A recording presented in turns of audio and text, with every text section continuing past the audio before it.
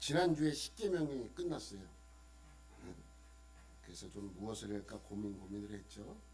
그래서 오늘부터 에베소서를 합니다. 여러분 그 지난주에 우리가 했던 십계명 정도는 뭐 정확하게 암기는 못해도 알아야 되잖아요. 1계명이 뭐라고요? 너는 나 외에 다른 신을 내 앞에 두지 말라요. 원래 이게 맞는데 원래 그 뜻은 뭐냐면 너와 내 사이에는 아무것도 두지 말라는 거예요. 2계명은 너를 위하여 우상을 만들지 말라. 너를 위하여 나를 위하여 뭔가를 만들어 놓지 말라는 거예요. 이 안에는 일반적 우상도 포함돼요. 뭐 부처를 만든다든가 부처를 섬긴다든가 무슨 뭐 어떠한 신을 만들어서 섬기는 것도 포함되지만 하나님을 어떠한 형상으로도 만들지 말라는 거예요. 너를 위하여. 세 번째는 뭐예요? 3계명은 하나님의 이름, 여호와의 이름을 망령되이 일컫지 말라. 망령되이 일컫지 말라는 거예요. 함부로 쓰지 말라는 거죠. 4계명은 뭡니까? 안식을 기억하여 거룩히 지키라. 여러분 여기에는 여러 가지 의미가 포함되어 있다 그랬어요.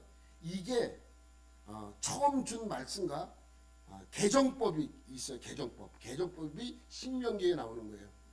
그러니까 이 신명기에 나오는 이 안식일을 지키는 것 안에는 두 가지가 있는 거예요. 하나는 6일 동안 천지를 창조하시고 7일째 하나님께서 안식하셨던 것을 우리가 인정하는 거예요. 그러니까 우리가 안식일을 지키는 것은 하나님이 온 천지를 창조하셨구나라고 하는 신앙 고백이기도 합니다. 또 하나는 뭐냐면 그렇게 만들어진 이 세상에서 타락한 인간이 하나님께서 다시 일하기를 시작하셔서 7일째 안식하셨던 하나님이 우리를 구원하시기 위해 일을 하신다라는 개념이 이 안에는 포함되어 있습니다.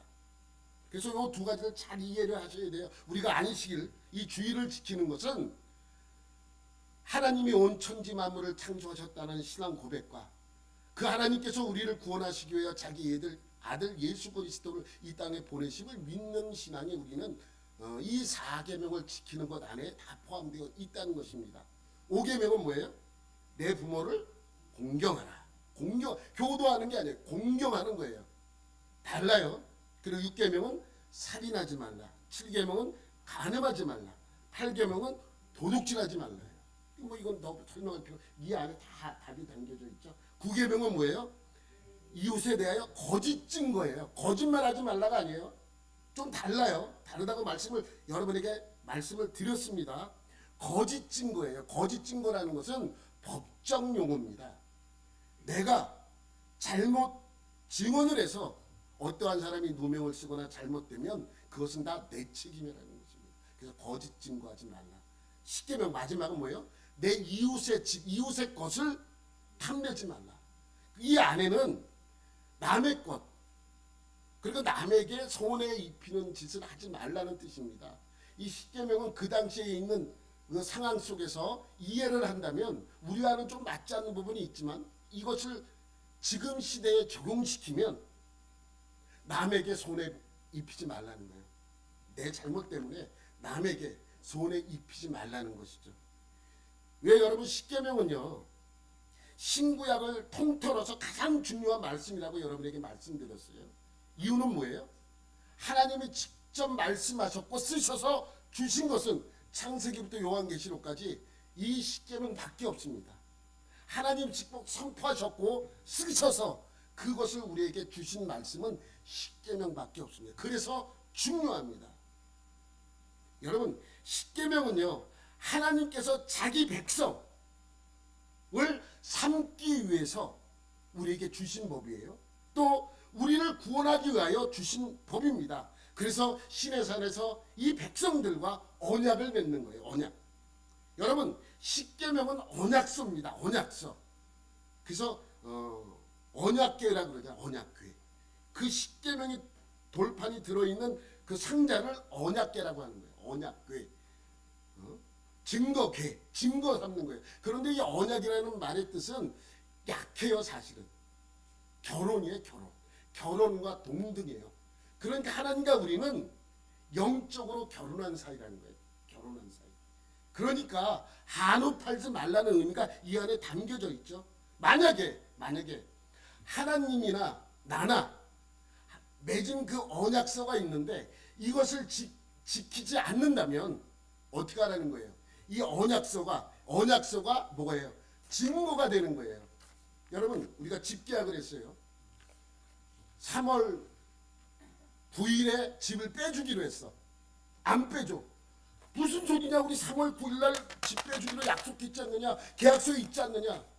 라고 뭘 들이밀 수 있는 거예요? 계약서를 야, 봐라. 10일 아니에요? 아니야. 9일이야. 봐봐. 그럼 자기가 계약서를 꺼내서 볼 거 아니에요? 이게 십계명이라는 거예요. 반대로 우리가 하나님에게 약속을 하고 약속을 지키지 않을 때 하나님은 이 언약서를 또 꺼내놓는 거예요. 봐라. 왜 너 지키지 않느냐? 반대로 하나님, 나는 하나님의 말씀대로 다 지켜 행했는데, 그럼 하나님, 야, 네가 뭘 지켰어? 보세요. 이 십계명. 내가 이거 지켰고 이거 지켰지 않습니까? 라고 이 계약서를 들이밀고 내가 지켰다는 것을 증명해내는 것이죠. 그러니까 이 언약서는 십계명은 그러한 의미에서 상당히 중요합니다.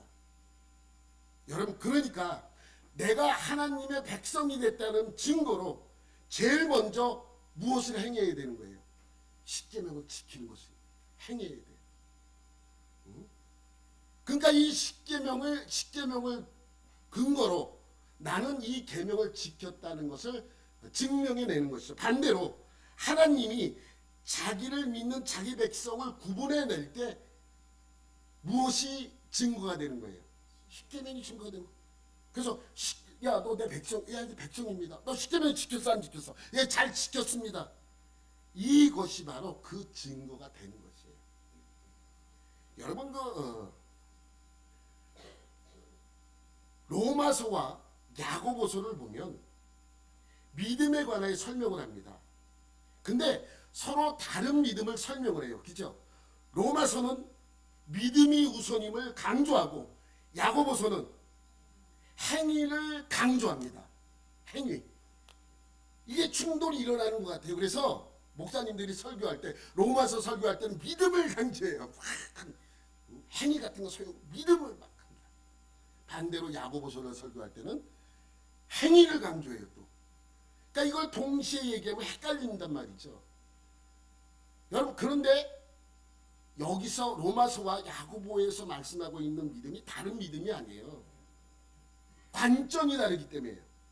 로마서에서 설명하는 믿음은 예수를 통한 구원의 믿음이고, 야고보서에서 말씀하고 있는 믿음은, 행함이 없는 믿음은, 이 행함이 없는 믿음이라고 말할 때 믿음은 예수님을 통한 구원의 믿음을 말하는 것이 아니라 하나님에 대한 믿음이에요.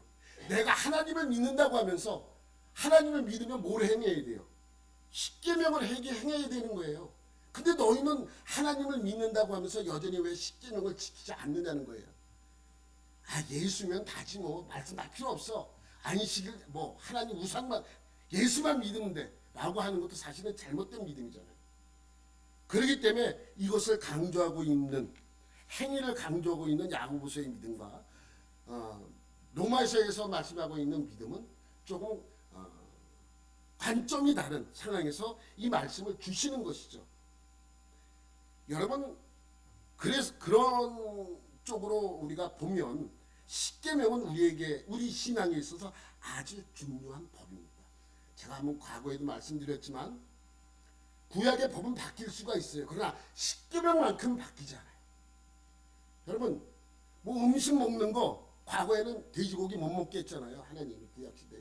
근데 우리는 돼지고기 마음대로 먹고 삼겹살 얼마나 맛있습니까? 자유로워요. 바뀔 수가 있어요. 그러나 하나님이 주신 법 중에 바뀌지 않는 법은 십계명밖에 없어요. 다른 법은 조금 우리 문화에 맞도록 조금 바뀔 수가 있어요. 또 변경될 수가 있어요. 그러나 이 십계명만큼은 여전히 바뀌지 않습니다. 여러분, 비슷해요. 그러니까 로마서는 우리가 하나님 앞에 내놓는 십계명이라면 야고보서는 하나님이 우리 앞에 내놓는 십계명과 같은 거예요. 자, 십계명에 관해서는 여기까지. 오늘부터 뭐라고요? 야고보서 아니에요. 야고보서 지금 야고보서가 아니라 뭐라고요? 에베소서, 애를 배소서 이런 말씀이 아니고 옛날 학생 다닐 때 임신 안 될 때 보는 성경은 맨날 에베소서 이랬다는 거예요. 여러분 이 오늘 하는 것은 야고보서가 아니고 에베소서입니다. 이게 원래 제가 하려고 했던 거예요. 원래 지난번에 하려고 했었는데 십계명을 먼저 하고 돌아왔습니다. 그럼 이렇게 생각하시는 분이 있어요. 그럼 십계명과 에베소서는 무슨 연관이 있는가? 없어요. 없어요. 그냥 십계명 먼저 하고 그 다음에 에베소서를 하는 것입니다. 자, 에베소서는 바울이 에베소라는 도시에 있는 교회들에게 편지한 거예요. 에베소서는 바울이 에베소라는 도시에 있는 교회들에게 쓴 편지입니다. 그래서 제목이 에베소서예요. 바울이 에베소서 제목 적어놓고 쓴 것이 아니고 이 본문의 내용으로 이 편지는 에베소서라고 합시다라고 그래서 에베소라고 하는 것입니다. 여러분 동동 번역에는 제목이 조금 다르죠. 에베소에 보낸 편지예요. 제목이 좀 더 깁니다. 이 편지 그것이 어떻게 알 수 있나? 1절에 소개되어 있잖아요. 1절 한번 봐요. 하나님의 뜻으로 말미암아 그리스도 예수의 사도된 바울은 에베소에 있는 성도들과 그리스도 예수 안에 있는 신실한 자들에게 편지하노니. 여러분 바울 서신의 특징이 뭐예요? 앞부분에 수신자를 다 기록하고 본인이 누구인지를 정확하게 밝힌다는 것입니다. 그래서 여기 자신도 누구라는 것을 정확하게 밝혔고 수신자가 누구인가를 정확하게 밝히고 있습니다. 그래서 모든 바울 서신에는 이러한 내용이 공통적으로 기록이 되어 있어요. 그래서 저는 더 이상 이 인사에 대해서는 여러분에게 말씀드리지 않으려고 합니다. 여러분 신약 성경 중에서 구원론을 집중적으로 다루는 책이 있어요. 두 권이 있어요. 로마서와 에베소서입니다. 로마서도 구원론에 대하여 적극적으로 다루고 에베소서도 구원론에 있어서 적극적으로 설명하고 있는 책입니다. 이 두 책은 신약 성경 중에서 복음서 다음으로 가장 중요한 책일 거예요. 아마 로마서가 제일 로마서보다 더 중요한 것은 복음서예요. 예수님의 그 행적이 전부 기록되어 있잖아요. 복음서가 가장 중요해요. 우리의 신앙이 예수 그리스도의 그 은혜 위에 세워진 믿음이기 때문에 복음서가 가장 중요합니다. 그 다음에 중요한 책이라고 책이 뭐냐고 물어보면 로마서와 에베소서입니다. 로마서만 얘기하는 분이 있어요. 그러나 로마서도 구원론을 설명하고 있고 에베소서도 구원론에 대해 설명하고 있습니다. 그래서 똑같이 구원론을 다룬 책인데 달라요. 똑같이 구원론을 다루고 있는데 뭐하다고요? 달라요. 틀린 게 아니에요. 달라요. 어떻게 다른가? 여러분 로마서는 아래로부터의 구원을 다룬 책이에요. 에베소서는 위로부터의 구원을 다룬 책입니다. 좀 더 쉽게. 로마서는 죄인된 우리가 어떻게 하면 구원을 받을 수 있는지에 대하여 설명한 책이라면 에베소서는 하나님이 우리를 구원하시기 위해 어떻게 하셨는가라고 알려주고 있는 책입니다. 그러니까 구원에 대해 로마서는 인간의 입장에서 쓰여진 책이에요. 에베소서는 하나님의 입장에서 쓰여진 책입니다. 무슨 말이냐 하면 우리가 구원받기 위해서는 우리의 죄를 대신 지시고 십자가에 못 박혀 죽으신 하나님의 아들이신 예수만을 구원자로 믿어야 하고 다른 어떤 방법으로는 우리의 죄를 용서받거나 구원받을 수 있는 믿음이 없음을 알려주는 책이 로마서예요. 에베소서는요, 하나님께서 인간을 구원하기 위해 자기의 독생자인 하나밖에 없는 아들을 이 땅에 보내서 십자가에 달려 죽게 하신 하나님의 사랑과 계획과 경륜을 기록한 책입니다. 똑같이 구원론을 다룬 책인데 그러한 부분에 있어서 다르죠. 그러니까 로마서는 구원받는 인간을 보여주었다면 에베소서는 어떻게 해서든지 인간을 구원에 내시려는 하나님의 간절한 모습을 보여주고 있는 책입니다. 여러분 더 쉽게 여러분에게 이걸 이해시켜야 되는데 여러분 성공한 사람에게 어떤 기자가 묻습니다. 어떻게 해서 이렇게 성공했습니까? 그랬더니 이제 그 사람이 얘기하면서 제가 어릴 때 너무너무 힘들게 지냈어요. 너무너무 집안이 어려웠고 너무너무 가난했기 때문에 공부를 하고 싶어도 못했습니다. 그래서 이제 부모님도 저를 도와주었지만 제가 어렵게 공부했고 또 유학 가서도 어렵게 아르바이트하면서 돈을 벌면서 공부를 했습니다. 잠도 안 잤고요. 하루에 2시간 3시간밖에 못 잤습니다. 정말 힘들게 노력해서 여기까지 왔습니다. 하는 책이 로마서라면 야고보서는 에베소서는 어떤 책이냐면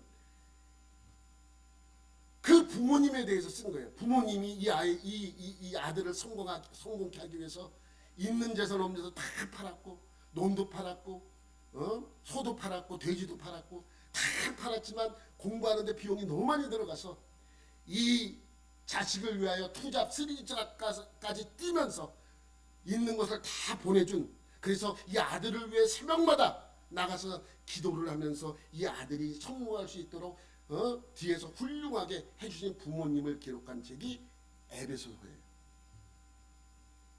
하나는 아들의 입장에서, 하나는 부모님의 입장에서 이렇게 쓴 책으로 구분하면 좀 더 쉽게 이해하실 것입니다.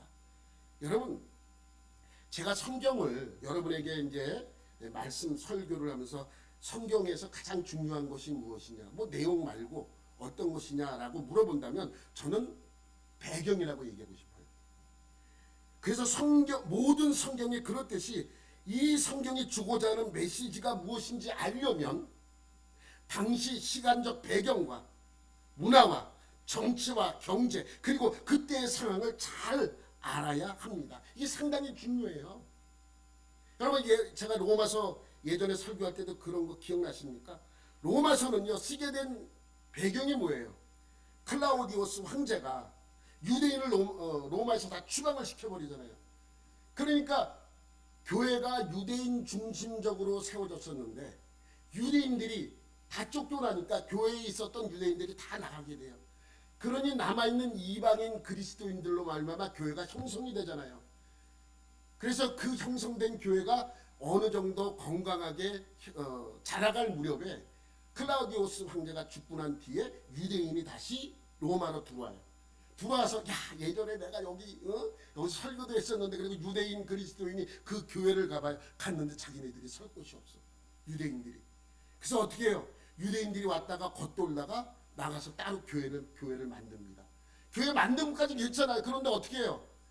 이방인 교회를 비판하고 비방하고 그러고 있어요. 그러니까 둘로 갈라진 교회가 자기네들이 비판을 받으니까 이방인 교회는 또 유대인을 향하여 비난하고 욕하고 하는 상황이 처해진 거예요. 이 두 교회가 서로 싸우니까 바울이 펜을 들어서 쓴 편지가 로마서예요. 그래서 그 내용을 보면 예수의 구원은 하나님의 선민인 유대인 교회만 있지 않고 예수를 구원자로 믿는 모든 교회, 모든 사람들에게 있다라는 것을 알려주기 위한 책입니다. 그럼 에베소서는요? 에베소서를 쓸 때 바울의 상황과 에베소의 상황은 과연 어땠을까요? 잘 들어보세요. 약 AD 33년쯤에 다메섹으로 가던 바울이 예수님을 만나요. 이때가 몇 년이라고요? AD 33. AD 33년이면 예수님이 십자가에서 돌아가실 때 맞아요. 근데 여러분 요걸 정확하게 아셔야 되는 게 뭐냐면 이 AD랑 BC랑 나눈 그러니까 주정과 주를 나눈 사람이 그 수도사예요. 수도사 신부 디오니시우스 엑시구스라는 사람인데 AD 25년경에 이제 시대를 구분하기 위해서 몇 년 나눠야 되는데 나누기가 힘들잖아요. 그래서 그 기준을 예수님으로 삼아서 그 이후를 주후 그 이전을 주전으로 나눈 거예요. BC와 AD로 나눈 거예요. 그런데 계산이 잘못됐어. 계산을 잘못해서 예수님이 태어날 때를 AD 1년으로 잡아야 되는데 잘못 계산해서 BC 5년 정도에 태어난. 여러분 왜 그러냐면 여러분이 잘 아는 헤롯 대왕이 예수님이 태어날 때 예수님을 괴롭혔잖아요. 근데 이 사람이 계산한 대로 계산해 보니까 이 헤롯이 죽은 때가 언냐면 BC 4년 5년쯤이에요. 아니 예수님이 태어나고 다음에 죽어야 정상이잖아요. 그래서 예수님이 태어난 게 BC 한 5년쯤 되지 않나. 그 이상으로 될 수도 있고 5년 최소한으로 잡아도 5년 정도로 잡는 거예요. 그러니까 예수님이 십자가에 못 박혀 돌아가신 지 한 5년쯤 지났을 때 5년 이상 지났을 때예요. 이때 바울이 예루살렘에서 스테반을 죽이고 더 많은 그리스도인들을 색출하기 위해 공회의 허락을 받고 유대인 공회의 허락을 받고 다메섹으로 가던 중이에요. 그때 예수님이 십자가에 못 박혀 돌아가신 지 5년 이상이 지났을 때이죠. 이때 다메섹에 거의 다 왔을 무렵에 이 바울이 예수님을 만나 인격적으로 변화받는 때입니다. 이때 바울이 몇 살인 줄 아세요? 바울의 나이는 예수님보다 5년에서 10년 늦어요.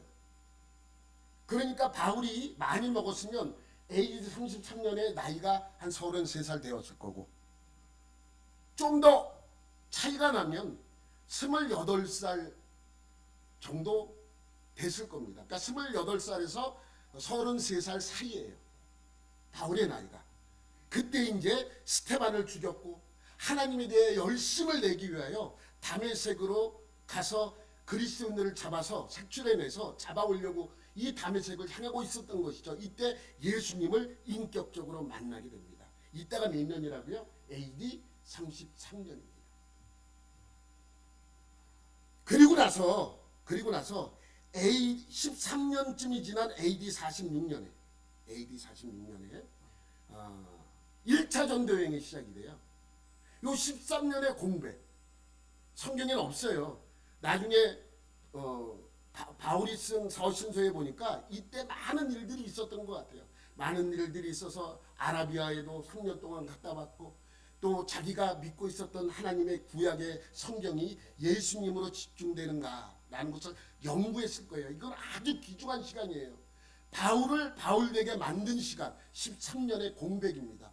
성경엔 그 공백이 어디에도 기록되어 있잖아요. 다만 3년 동안 아라비아에 갔다 왔다는 기록이 남아있고 여러 가지로 이제 자기 고향에 가서 지냈던 이 바울을 바나바가 데리고 와서 사역을 시작을 합니다. 그리고 나서 AD 46년에 1차 전도 여행을 시작을 합니다.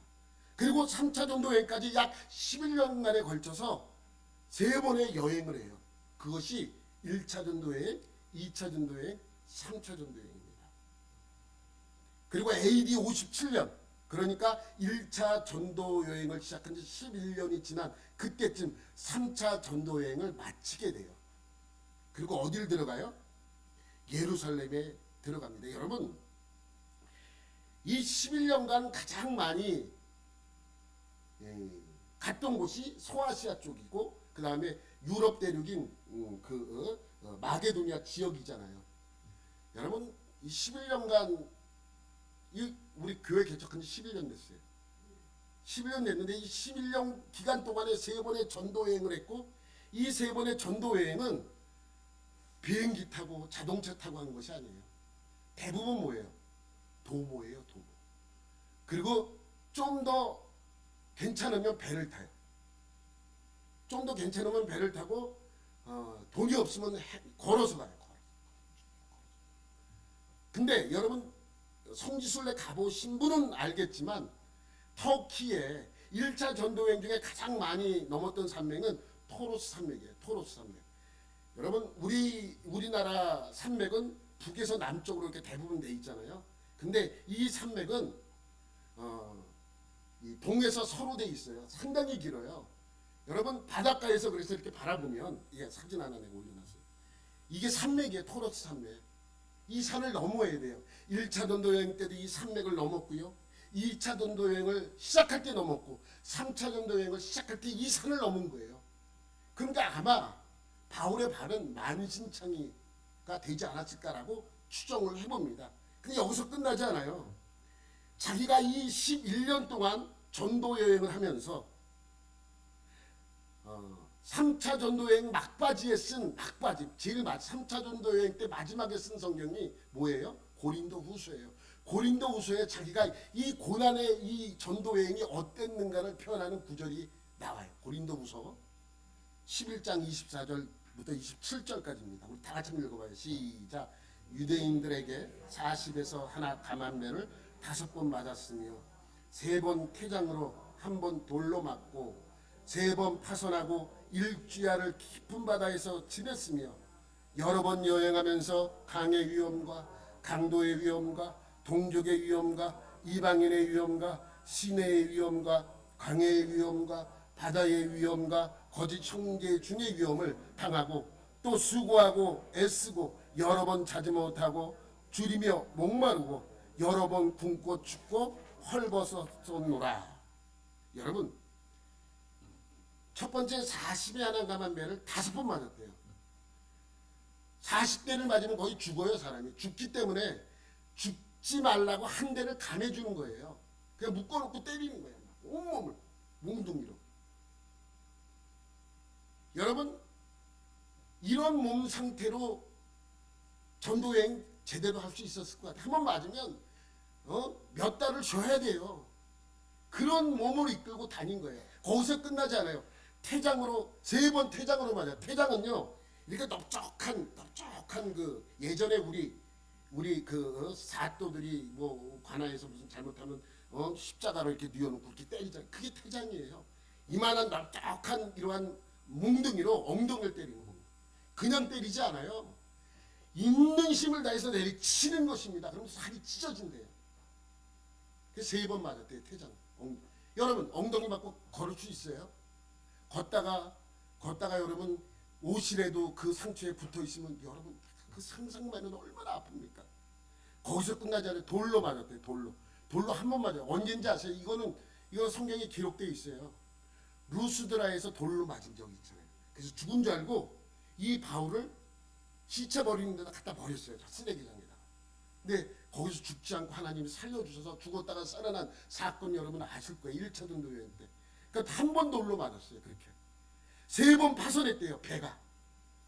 그래서 어떤 때는 일주일 동안 배가 바다를 일주일 동안 떠돌아다녔을 그때가 있었던 것입니다. 이때는 로마로 가면서 있었던 그때가 아니에요.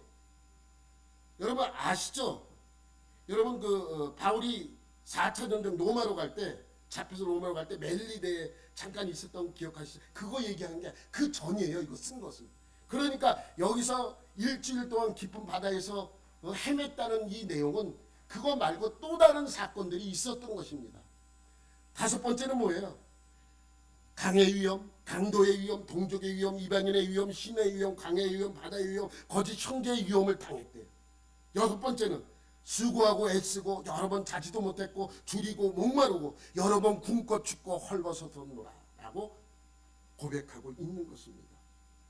여러분 바울은요 성경에 보면 육체의 가시를 없애달라고 하나님께 기도했던 적이 나오잖아요. 그래서 많은 학자들이 성경에는 없어요. 어디가 아픈지는 육체의 가시가 무엇인지 몰라 여러 가지 주장들을 합니다. 제일 신빙성 있는 그러한 주장이 안질이었대. 안질. 왜냐하면 예수님을 빛 가운데 만난 이 바울이 눈이 멀잖아요. 그래서 그 이후에 안질이 걸리지 않았나. 그래서 계속 눈물을 닦고 힘들고 하니까 하나님께 그 기도를 하면서 그 안질을 없애달라고 기도했다라고 주장하는 분이 있고, 또 하나는 뭐냐면 뇌경변이에요. 그러니까 여러분 그 간질이 걸린 분, 죄송합니다. 간질이라고 표현해서 그래 여러분 이해하기 쉬우니까. 간질 걸리면 이렇게 말하다가 푹 쓰러지잖아요. 그러면 여러분 힘들잖아요. 설교를 하다 그래서 간질이라고 주장하는 학자도 있어요. 왜냐하면 하도 맞아가지고 뇌에 무슨 문제가 생기지 않았나. 그래서 설교하다 갑자기 쓰러지는 그러한 일이 있으니까 하나님께 그걸 고쳐달라고 기도하는 것이다 라고 주장하는 학자도 있어요. 성경에는 없어요. 무엇인지 몰라요. 학자들이 이렇게 추정하는 거예요. 뭔지. 여러분 나중에 바울 만나보면 물어보세요. 그 병이 무엇이었냐고. 몰라요. 그렇지만 그렇게 맞아서 뇌에 무슨 이상이 있어서 그것이 아니었냐라고 하는 주장도 있는 것입니다. 근데 그러한 상태인 몸 상태로 전도를 멈추지 않았어요. 그 몸으로 10개 이상의 교회를 개척합니다. 이게 가능하겠습니까, 여러분? 하여튼 이렇게 3차 전도여행을 마치면서 AD 57년에 예루살렘 3차 전도여행을 마치면서 예루살렘 교회를 찾아요. 찾는 이유는 뭐냐면 그동안의 선교 보고와 헌금을 전달하기 위해서입니다. 많은 교회들이 예루살렘 교회가 어려운 걸 알고 헌금을 했기 때문에 그 헌금을 가지고 헌금 전달과 선교 보고를 하기 위하여 예루살렘 교회를 찾잖아요. 여러분 예루살렘 교회를 찾았더니 거기에서 야고보가 뭐라고 권면한다 그랬어요? 야 사람들이 너 욕하니까 너가 유대인에서 완전히 탈퇴했다 그러니까 그 아닌 걸 보여줘라. 그러니까 성전에 가서 정결 예식을 행해라.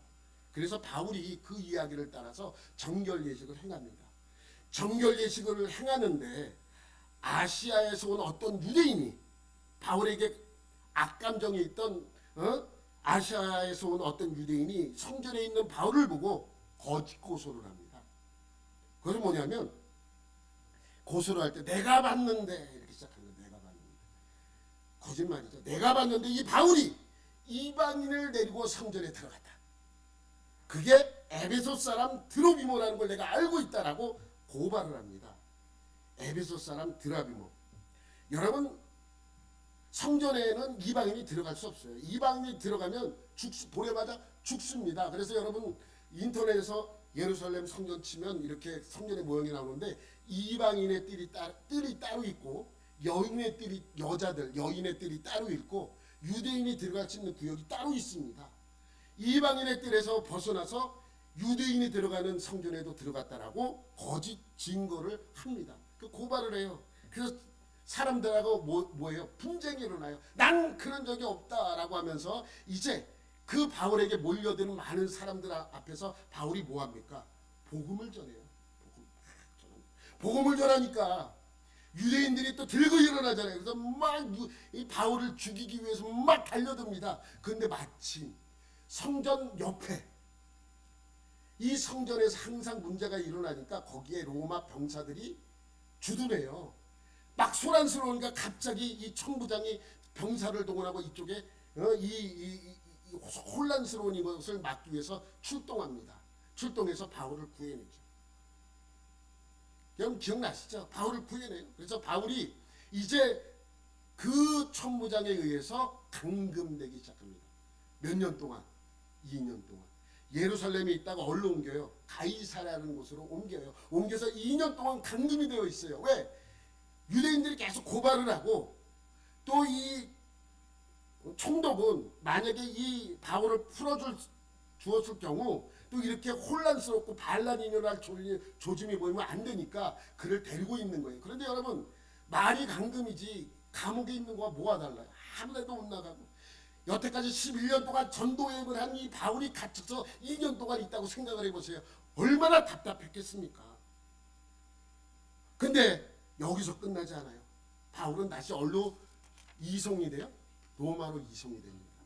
로마로 이송돼서 뭐 가는 동안 뭐 파손이 되고 뭐 배가 파손이 되고 뭐 이러면서 우여곡절 끝에 로마로 들어가지만 로마에서도 여전히 한 집에 감금이 돼요. 몇 년 동안? 그것도 2년 동안. 여러분 이때 감금이라고 하는 것은 감옥에 있지 않아요. 내가 새 돈을 내고 돈을 주고 집을 얻어서 내가 감금되어 있는 거예요. 가택 연금되어 있는 거예요. 아무것도 못 나가고 그 집 안에서만 있어요. 그러나 한 가지 자유로운 것은 사람을 만날 수 있다는 거예요. 이 바울만 밖으로 나가지 못하는 상태에 있는 것이죠. 여러분 새 돈을 누가 낸다고요? 바울이 내야 돼요. 바울이 돈 많아요? 뭐가 돈이 있어요? 아무것도 없죠. 여러분 사람들이 와서 같이 지낼 집을 하나 얻으려면 여러분 로마 안에서 집을 얻으려면 돈이 조금 들어갑니까? 아닙니다. 많은 돈을 들여서 세를 얻어서 그곳에 있어야 됩니다. 여러분 이러한 상태로 바울이 4년을 보낸 거예요. 여러분 하나님이 이러면 안 되는 거 아닙니까? 적어도 바울한테는.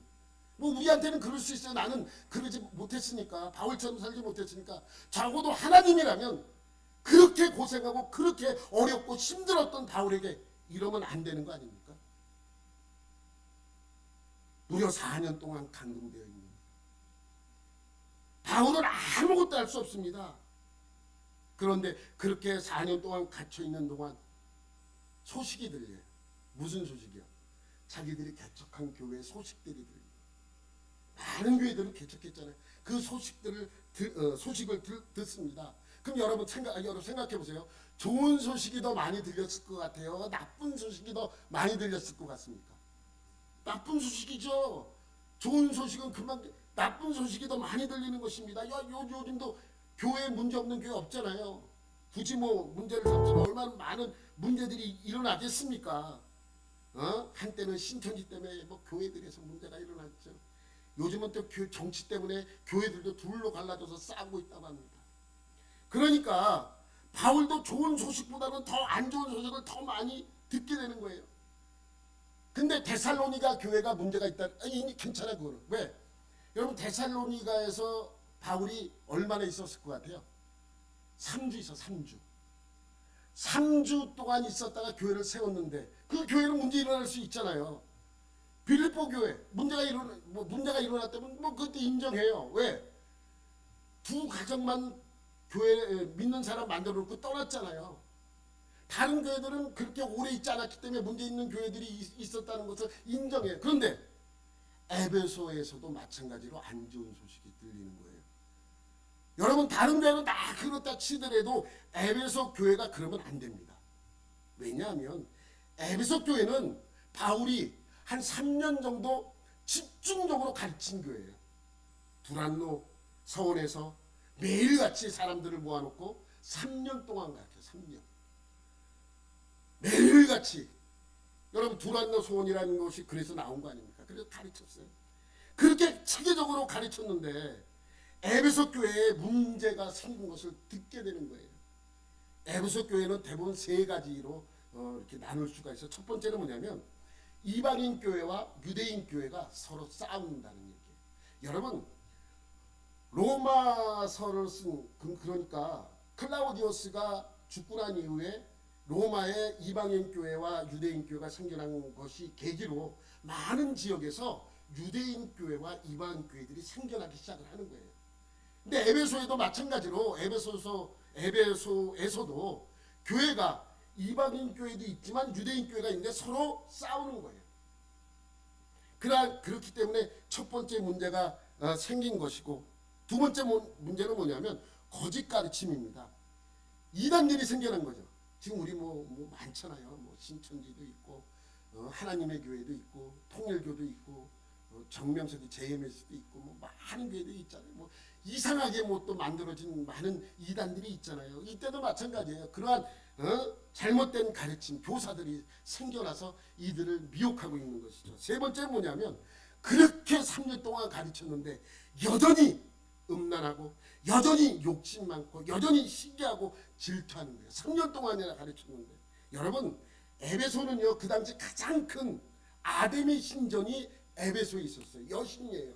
이 에베소 신전에 가면 온갖 음란한 짓을 이곳에서 다 행하게 되는 것이죠. 그러니까 그러한 곳에 에베소에 교회를 세워서 하나님의 말씀을 전했던 이 바울의 그 노력과 헌신이 아무것도 아닌 것이 되어버린 거예요. 그럼 바울이 말합니다. 너희들 해도 너무한다. 내가 너희를 위하여 내가 어떻게 했는데 3년 동안 밤낮 없이 가르쳤는데 너희들이 나한테 이럴 수 있어 라고 그들에게 따져야 정상이죠. 근데 바울은 그러지 않았어요. 여러분 에베소서를 읽어보면 이상한 부분이 있어요. 말이 좀 안 돼요. 3장 1절이에요. 한번 우리가 다 같이 한번 읽어봐요. 벌써 일로 넘어가면 안 되는데 2장이나 넘어가서 위로 읽어봐요. 위로, 또 하나 위로, 또 하나 위로, 하나 그렇지. 이게 나와야 돼.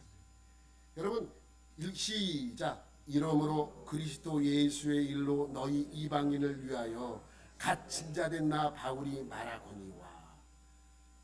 여러분, 여기서 이상한 것이 뭐예요? 넘기면 이때 넘겨요. 이방인을 위하여. 여러분, 바울이 이렇게 말하면 안 돼요. 이방인 때문에. 여러분 기억나시죠? 아까 제가 말씀드렸던 에베소 사람 드라비모 때문에 지금 갇혔어요. 누명을 써가지고. 그러면 지금 누구 때문에? 이방인인 에베소 사람인 드라비모 때문에 내가, 너희들 때문에 내가 갇혔다, 이렇게 얘기를 해야 되는데 그렇게 얘기하지 않고 뭐라고 얘기한다고요? 너희들을 위하여, 이방인을 위하여라고 말씀하고 있는 것입니다. 여러분 다시 넘기면 뭐라 그러냐면, 여기서 보면 아까 뭐 하나 더 넘기면, 여기서 보면 이러므로 그리스도 예수의 일로 너희 이방인을 위하여 갇힌 자 된 나 바울이 말하거니와, 이렇게 설명하고 있습니다. 근데 여러분 보세요. 우리는 틈만 나면 남을 원망하잖아요. 틈만 나면 남을 지적하잖아요. 책임을 지려고 하잖아요. 저는 이번에 이런 정치적 상황을 예로 들면, 군인들이 그러면 안 돼요. 군인들은 책임지는 데가 아니에요. 군인들은요 명령을 행하는 데예요. 그 명령이 좀 잘못되고 저거 있어도 그 명령이 잘못 전달한 상관에게 문제가 있는 것이지, 군인들은요 내가 따지고 계산하고 하면 안 되는 것입니다. 그 그게 군대겠습니까? 명령을 안 따르면. 여러분 남자들한테 물어보세요. 남자들이 군대 가서 제일 처음에 듣는 말이 무조건 지키는 거예요. 누구 말을? 상사의 말, 명령을 지키는 거예요. 근데 군인들도 나와서 책임지지 않으려고 그냥, 여러분 인간들의 모습이에요. 인간들의 모습은 항상 책임지지 않습니다. 책임지려고도 하지 않습니다. 그런데 바울은 뭐예요? 내가 이방인 때문이 아니라 이방인을 위해서 라고 설명하고 있고, 또 뭐라 그러냐면 내가 너희에게 말한다 라고 설명하고 있죠. 여러분 보세요. 나는 너희 때문에 갇힌 것이 아니야. 나는 지금 너희들을 위해 갇힌 거야. 만약에 너희 때문에 라고 여기서 썼다면 에베소 사람에게는 절망입니다. 그런데 너희를 위해서라고 하는 순간 뭐가 돼요? 절망이 아니라 소망이 되는 거예요. 더 이해가 되지 않는 것은 그 다음입니다. 바울이 말하거니와. 여러분 지금 갇힌 자가 자유인에게 권면합니다. 지금 누가 누굴 걱정합니까? 에베소 교인들이 바울을 걱정해야 합니다. 근데 반대예요. 바울이 교인들을 걱정해요. 여러분 에베소서와 같이 쓴 옥중서신 중에 빌립보서가 있어요. 빌립보서도 옥중서신입니다. 근데 옥중서신 빌립보서에 보면 그 주제가 뭐예요? 기뻐하라. 내가 다시 말하노니 기뻐하라. 감옥에 있는 사람이 밖에 있는 사람에게 기뻐하래요. 말이 됩니까 사실은? 예? 말이 안 되잖아요. 감옥 안에 있는 사람이 감옥 밖에 있는 사람에게 권면합니다. 기뻐해야 돼. 원래 위로는요, 감옥 밖에 있는 사람이 감옥에 갇혀 있는 사람을 위로하는 것입니다. 그렇잖아요. 참 하나님도 무심하시지, 이렇게 죄도 없는 사람을, 그렇게 고생해서 복음을 전하는 사람을 이렇게 할 수 있어? 라고 하는 게 우리의 상식이잖아요. 그런데 에베소서는 그렇지 않아요. 왜 그렇습니까? 이것이 복음이기 때문에 그렇습니다. 복음은요 상식적이지 않습니다. 여러분 일을 하다 보면 억울한 일을 당하잖아요. 또 병도 나고 몸도 아프고 그런 분 대부분이 있을 것입니다. 근데 바울만한 분 있습니까? 그렇게 온몸이 만신창이가 되어서 몸이 쓸 수 없는 몸이 되었음에도 불구하고 여전히 바울은 전도 여행을 하고 있는 것입니다. 그렇게 4년을 갇혀있던 바울이 이제 몇 살이 됐습니까? 62살쯤 됐을 거예요. 한 달 더 넘기면. 이제 AD 62년에 잠깐 풀려나요. 무죄로 석방이 돼요. 그러니까 바울은 57년에서 62년 요 될 때까지 약 4년 5년 동안, 1년은 예루살렘에서 로마로 가던 그 시기가 한 1년 정도 되니까 1년으로 보면 5년 정도 지났을 때예요. 그러니까 나이가 많게는 62살, 적게는 58살쯤 되었을 거예요. 그러면서 이 58살 된 이 상황 속에서 억울하게 누명을 쓰고 지금 감금된 상태에 있습니다. 지금 당할 수 없는 그 억압으로 모든 것이 막힌 상태입니다. 40에 하나 감을 그동안 40에 하나 감한 매를 5번이나 맞았고 3번 태장으로 맞고 돌로 맞았고 몸은 제대로 쓸 수 없습니다. 배에서도 3번 배가 3번이나 파손을 했고 강의 위험, 강도의 위험, 동족의 위험, 이방인의 위험, 신의 위험, 광야의 위험, 바다의 위험, 거짓 형제의 위험, 그리고 수고하고 애쓰고 자지 못하고 배고프고 목마르고 굶고 춥고 헐벗었습니다. 누가 더 억울합니까? 밖에 있는 사람이에요? 바울입니까? 여러분 지금 우리는 약이라도 있죠. 이제 병원에라도 가잖아요. 이때는 제대로 된 치료를 받지 못해요. 다 민간요법으로 받고 소화가 안 되면 포도주를 한 잔씩 먹으라고 하고 이 민간요법 아닙니까? 지금 바울이 여기에 온다면 여기에 있다면 이렇게 물어보겠죠. 바울 당신은 어떻게 이런 상황에서 이럴 수 있습니까? 이런 말을 할 수 있습니까? 사람들을 좀 원망도 하고 하나님을 좀 하나님한테 따지고 하나님을 원망해야죠.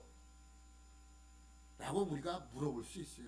그럼 바울은 아마 이렇게 대답할 겁니까? 이렇게 대답할 것입니다. 아이, 제가 어떻게 하나님을 또 사람들을 원망할 수 있겠습니까? 내가 다 알고 있는데. 이게 에베소예요. 내가 다 알고 있는데.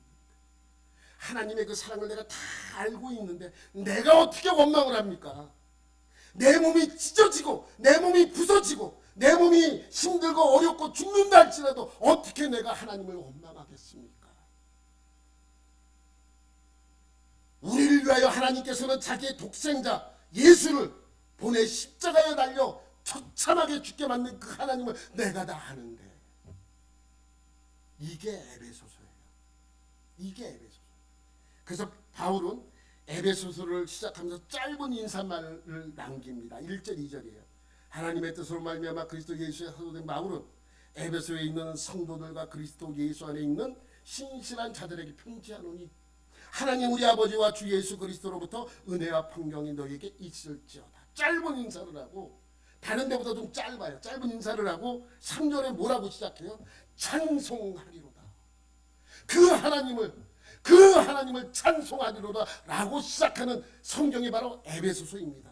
여러분, 그럼에도 불구하고 내가 하나님을 찬송합니다 라고 고백하는 것입니다. 그러니 에베소서의 시작은 우리를 구원하신 하나님이 계획하시고 이루신 그 은혜를 생각하면 하나님을 찬양할 수밖에 없다고 고백하는 것이죠. 우리의 고백도 이러한 고백이 되어야 합니다.